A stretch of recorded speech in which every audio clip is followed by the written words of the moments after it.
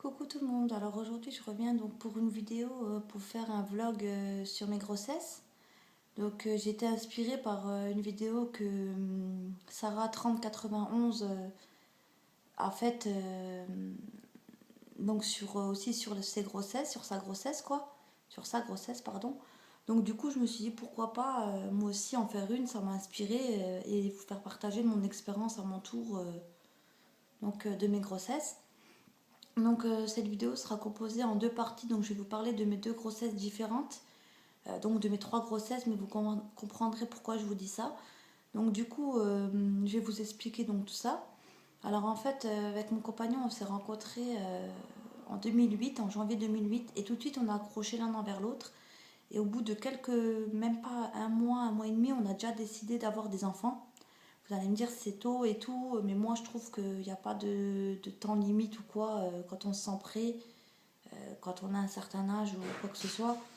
Euh, et quand on s'entend surtout avec la personne et qu'on se sent prêt, ben voilà, on saute le pas tout simplement. Donc on s'est dit on va avoir un enfant. Donc ça a été très vite, au bout de quelques mois, je suis tombée enceinte. On était tout contents, tout heureux et tout. Et donc un jour en fait, moi je connaissais rien du tout à tout ça quoi. Je veux dire, ma soeur a été tombée enceinte, enfin je veux dire elle avait déjà une enfant, mais je connaissais rien du tout à tout ça. Donc du coup en fait un jour je suis allée aux toilettes et en fait j'ai perdu du liquide. Et moi je savais pas c'était quoi, je pensais que c'était pas grand chose et tout, donc quand même par précaution on allait à l'hôpital pour voir et tout. Et là en fait il y a un gynéco donc qui m'ausculte et qui me dit bah écoutez madame, vous avez perdu le liquide amniotique. Donc moi je savais pas déjà ce que c'était en fait vraiment quoi, je veux dire j'en avais entendu parler mais sans plus. Et donc du coup il me dit ben je suis désolée, mais là, en plus, vous avez vraiment perdu tout le liquide amniotique. C'est vraiment ce qui permet au bébé d'être en... comment je pourrais dire ça?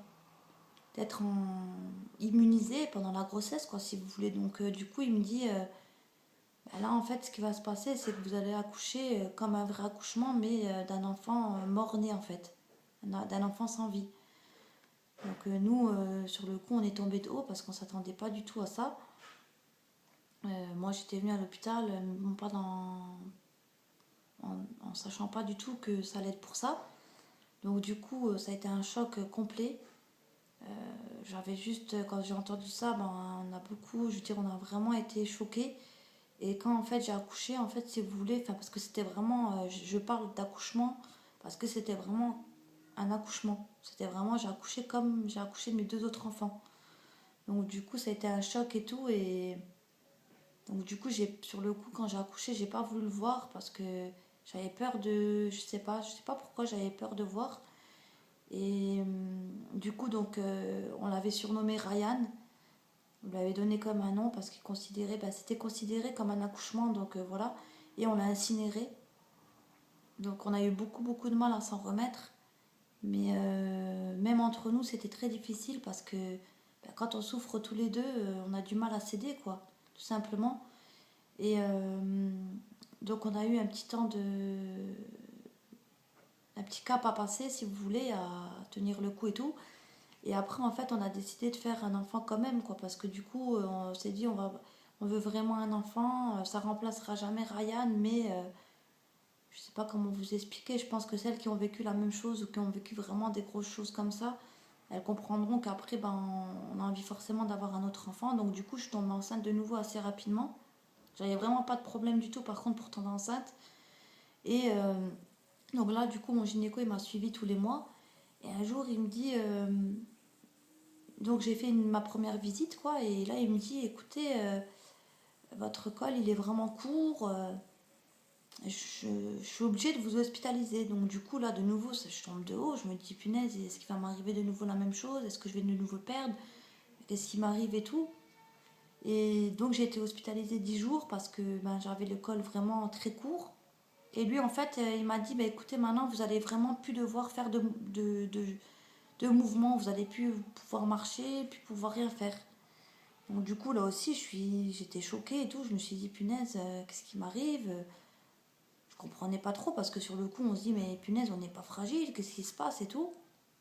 Donc du coup, j'étais hospitalisée 10 jours, je devais rester jusqu'à la fin. Mais moi, en fait, j'arrêtais pas de pleurer, j'étais vraiment pas bien et tout, je l'ai vraiment mal vécu. Et je lui ai dit, non, écoutez, moi, je veux rentrer chez moi. Il me dit, oui, mais bon, c'est inconscient. Bon, maintenant, quand j'y pense, c'est vrai que c'est inconscient, mais bon, je pense que là, enfin, je sais pas, en fait, on peut pas savoir à l'avance, mais là, je pense que je l'aurais pas gardé je n'aurais pas eu mon petit garçon aujourd'hui parce que j'étais tellement pas bien que voilà. Et du coup, en fait, je lui ai dit non, moi je veux rentrer à la maison, je ferai ce que vous me dites, vous inquiétez pas, je veux vraiment cet enfant, donc je ferai ce que vous me dites. Donc c'était convenu comme ça, je suis rentrée à la maison. J'avais plus le droit de bouger du tout, hein. J'avais vraiment le droit d'aller que aux toilettes. Donc du coup, c'était pas évident. Mon compagnon et ma soeur, en fait, à l'époque-là, on vivait chez elle au début. Euh, donc du coup, ils devaient m'aider pour me laver les cheveux. Bon, moi, je me lavais toute seule, mais dans ma chambre, en fait. Dans la chambre, ils m'ont ramené une bassine d'eau avec un gant de toilette. Je me lavais et tout, et après, ils me rinçaient l'eau pour que je me rince. J'avais plus le droit du tout de me laver correctement, en fait, de prendre un bain, une douche ou quoi que ce soit. J'avais plus le droit de sortir du tout de la maison, en fait. Si vous voulez, de 4 mois de grossesse, ouais, ça a été à peu près à 4 mois qu'il l'a vu. Jusqu'à d'accoucher, j'avais plus le droit de rien faire du tout, à part aller aux toilettes. C'était le seul moment, la seule chose que j'avais le droit de faire en fait. En plus, j'ai eu du diabète et tout, donc du coup, c'était pas évident non plus. J'étais au régime et tout. Enfin, j'avais pas le droit de manger des trucs trop caloriques, de manger des trop grosses proportions de nourriture, des choses sucrées et tout, donc c'était pas évident. Et donc du coup, chaque mois, j'allais quand même voir mon gynéco pour qu'il vérifie si tout se passe bien. Et eux, en fait, vraiment, ils me disaient toujours, écoutez, écoutez toujours, ne bougez pas. Donc franchement, c'était vraiment horrible, hein. Maintenant, franchement, je comprends. Je veux dire, normalement, c'est rien du tout de ne pas marcher, je veux dire, ou quoi que ce soit. Enfin, je sais pas comment vous expliquer. Mais là, déjà, on est enceinte, on n'est pas bien, on a plein de désagréments de la grossesse. Et en plus, on n'a pas le droit de marcher, on n'a rien le droit de faire. Donc, du coup, c'était une frustration totale pour moi. Enfin, moi, je l'ai mal vécu. Je ne sais pas si d'autres personnes ont vécu la même chose que moi et si elles ont réussi à le vivre bien et tout. Déjà, en plus, on grossit. Enfin, je veux dire, à plein de choses qui tiennent en compte. Et du coup, ça a été très difficile. Et mon gynéco, il me disait toujours, écoutez, je ne sais pas combien de temps vous allez tenir. Il faut vraiment, je vous ai dit, ne pas bouger du tout, ne pas marcher, rien du tout, ne pas sortir de la maison à part pour venir aux consultations. Et finalement, il s'avère que j'ai tenu le coup jusqu'à... j'ai accouché à 10 jours de mon terme. Donc 10 jours avant les 9 mois qui étaient prévus pour que j'accouche. Et du coup, en fait, comment ça s'est passé? Donc, du coup, je me souviens, en fait, j'avais des contractions la journée, hein, pas trop. Et le soir, en fait, je commençais à avoir un petit peu mal au ventre parce que des contractions, en fait, c'est des fortes douleurs au ventre, beaucoup plus pire que quand on a mal, quand on a ses règles ou des fois, on a un peu mal au ventre et tout. En fait, c'est au niveau du ventre que tout se passe. En fait, enfin, pour moi personnellement, les contractions, c'était au niveau du ventre. Je commençais à en avoir et tout. Et du coup, donc on était chez ma sœur et ma sœur, elle appelle une de ses amies. Et elle lui dit, ouais, ma sœur, elle a mal au ventre. Et puis sa fille, en fait, elle lui dit, ouais, mais écoute, là, il faut qu'elle aille à l'hôpital, elle va accoucher. Bon, moi, je dis, je pense pas et tout. Bon, je dis, bon, on y va quand même et tout. Donc, il était 22h30, on arrive à l'hôpital. Donc, la sage-femme commence à m'examiner et tout. Elle me dit, écoutez, là, vous êtes déjà à 5 doigts, sachant que c'est un peu à 10 doigts normalement qu'on doit accoucher. Donc, elle me dit, écoutez, est-ce que vous voulez la péridurale? Donc, moi, je dis oui. Donc du coup, l'anesthésie, ça a été très rapide, quoi. Je veux dire, l'anesthésiste, il est venu. Donc il m'a fait la péridurale. Donc par contre, moi, par rapport à Sarah, j'ai pas vu l'aiguille. Enfin, je veux dire, ça m'aurait pas plus fait paniquer parce que moi, je voulais quand même la péridurale, donc voilà. Et c'est vrai que il m'avait dit ça ferait pas mal, ça ferait un petit picotement au début quand il pique avec l'aiguille. Ce qui c'est vrai d'ailleurs, ça fait juste un picotement. Et après, en fait, il m'a dit écoutez, vous allez avoir un coup de froid dans le dos, comme si vous avez un glaçon dans le dos en fait. Et effectivement, j'ai bien eu ça, mais j'ai pas eu du tout mal.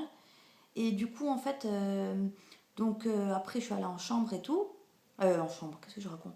En salle d'accouchement. Et du coup, j'étais arrivée vers 10h30 et j'ai accouché à 1h du matin. Et franchement, mon accouchement nickel, pas de douleur, je sentais même pas les contractions. Eux, ils voyaient sur le monitoring les contractions, ils me disaient allez, poussez, là vous en avez une et tout. Et du coup, ça a été super, nickel, pas du tout mal et tout, ça s'est super bien passé. Donc j'ai vraiment vécu une grossesse assez douloureuse, assez difficile, mais l'accouchement en lui-même, magnifique. J'ai vraiment rien senti du tout, que ce soit la péridurale, que ce soit l'accouchement en lui-même, un accouchement vraiment super. Honnêtement, j'aurais pas pensé que ça se passerait comme ça.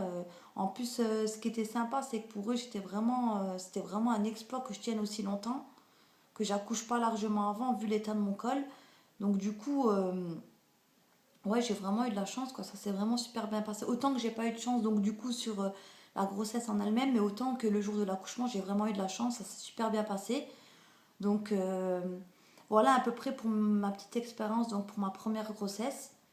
Très difficile et tout, mais à la fin, bah, que du bonheur, hein, comme toutes les mamans, je pense. Donc voilà, c'est pour ça que j'ai voulu faire partager tout ça avec vous.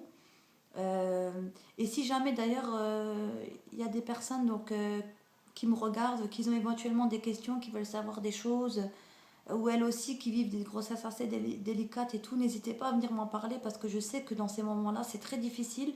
Là maintenant, c'est loin derrière moi parce que maintenant, j'ai accouché depuis longtemps. Mais je veux dire, sur le coup, on ne se sent pas du tout bien, hein.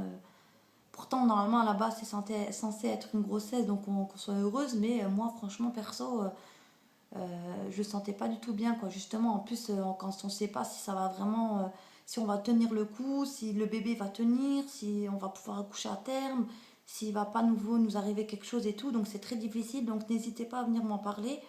Si vous aussi, vous avez eu des grossesses difficiles ou si vous êtes enceinte et que vous avez simplement envie de parler, laissez-moi un commentaire, même en privé.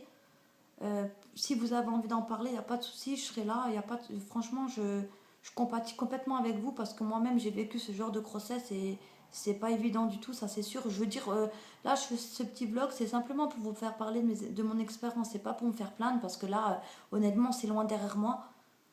C'est sûr qu'on n'oubliera jamais Ryan qui est décédé, enfin qu'on n'a jamais connu et tout. On l'oubliera jamais, on pourra jamais l'oublier, quoi. Je veux dire, il fait partie de nous. Mais aujourd'hui, on a deux enfants en pleine santé. Donc c'est ça le principal pour nous, quoi.